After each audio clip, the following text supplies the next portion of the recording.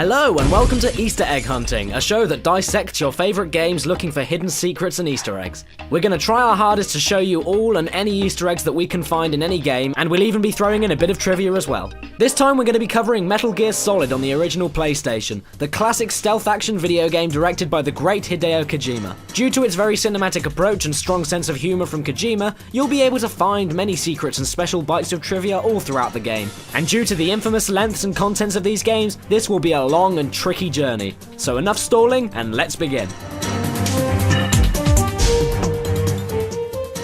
If we listen to the Konami boot up screen, we can hear this pleasant little jingle.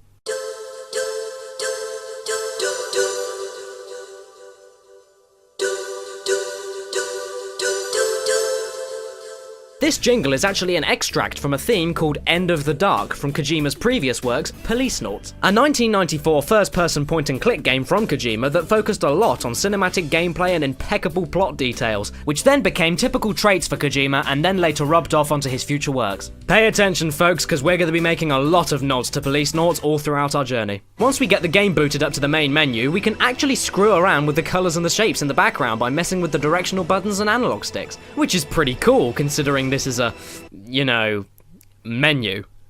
Yeah. Anyway, once you've stopped playing with the menu, you get greeted with the game's credits. Not only is this bit of the game lovely and dramatic, but it turns out that most of these names presented to us on screen don't actually exist at all. Nearly all of these names, excluding David Hayter and Doug Stone, used pseudonyms because they weren't sure if the Metal Gear Solid project was supported by the Screen Actors Guild, or in other words, union-sponsored. Even though David Hayter used his real name in this intro, however, in early demos and even in some of the final instruction manuals in the European version, he is credited as another identity, Sean Barker. But now is the time that we start talking about Metal Gear Solid The Twin Snakes, the GameCube remake developed by Konami and Silicon Knights. Comparatively, in The Twin Snakes, all of the actors then used their real names, except for the actor for Grey Fox, as a different actor filled his role.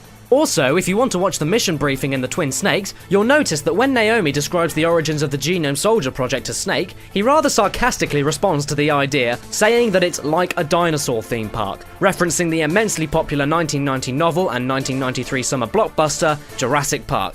We're going to be making a lot of comparisons to The Twin Snakes before our journey is done, everybody, so keep your wits about you and try to keep up. Anyways, enough with pre-game shenanigans because now we have to start playing and searching. The first thing we can find after we see the title screen is as follows. Within the game, you have to codec call Mei Ling on 140.96 in order to save your progress. By codec calling Mei Ling multiple times and pressing do not save, we can get her quite annoyed. On the third call, she'll express her distaste. Come on, Snake, don't call me for no reason. On the fourth call, she'll then say nothing at all. Keep calling her and choosing not to save until the sixth call, where she'll then not even give you a chance to save and then leave you alone by sticking her tongue out at you.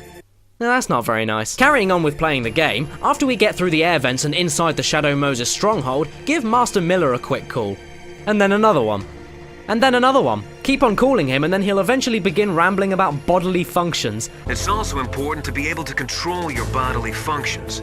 You never know when a long demo is about to begin. So make sure you're prepared to sit in front of the monitor for a long time if necessary. Acting as self-referential mocking to the fact that this game has long cutscenes. Speaking about bodily functions, before the cutscene with the DARPA chief and Snake is sleuthing around in the vents, have a quick look for Meryl in one of the cells below. Is that a woman? Not him. Once you find her, you'll notice that she's doing some exercises on her prison bed. And now everybody, get ready for the tediousness. If you exit back where you came from and then come back to where you found Meryl, you'll then see her performing another exercise. Do it again and then you'll see that she changes positions yet again. But then on the fourth time you do it, you'll see that... oh dear. Afterwards, once the DARPA chief ends up dying in front of Snake, the game will allow you a brief moment to explore his cell. If you crouch down and enter first person view, look down towards his toilet and you can see some previously near invisible maggots. They do hang around in a few other toilets as well, but the DARPA chief's toilet may be a foreshadowing to future events, as you later find his real body rotting in your own prison covered in maggots. Also, if you forgot, or you didn't find, the SOCOM pistol before meeting Meryl for the first time, instead of pulling a gun out at her head, Snake will instead simply put his hand on the tip of her FAMAS. Another thing to note at this portion of the game is that you can see that when Meryl attacked the guard and took his clothing, he's actually naked with his rear end blurred out. However, if you pop in the Japanese version and check the same body in the same place, he's simply in his underwear.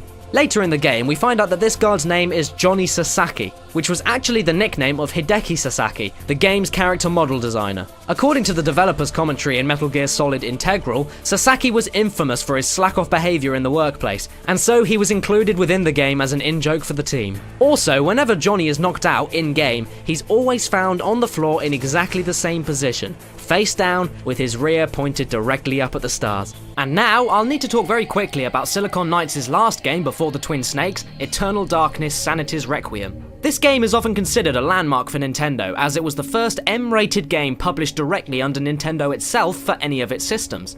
Due to its innovative sanity effects, it's also considered a landmark in survival horror, leading to Nintendo actually making a patent for those very effects. In this sense, this is a game that Silicon Knights were very proud of, leading to many nods and Easter eggs that are now ripe for the picking. For example, if we play the Twin Snakes, you'll find out that if you equip and place the book item on the floor and look down at it, you'll find an image of Alex Roivas, one of the main protagonists from the game.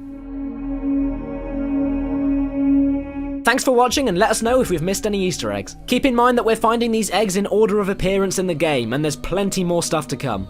If you want to see more of my stupid stuff and more Metal Gear Solid, you can click on the annotation to watch my 3-part Metal Gear Solid mini retrospective, where I take a quick look back at the first 3 Metal Gear Solid games. You can also check out more videos to the side, and don't forget to check out VGFacts.com. Thank you again, and take care.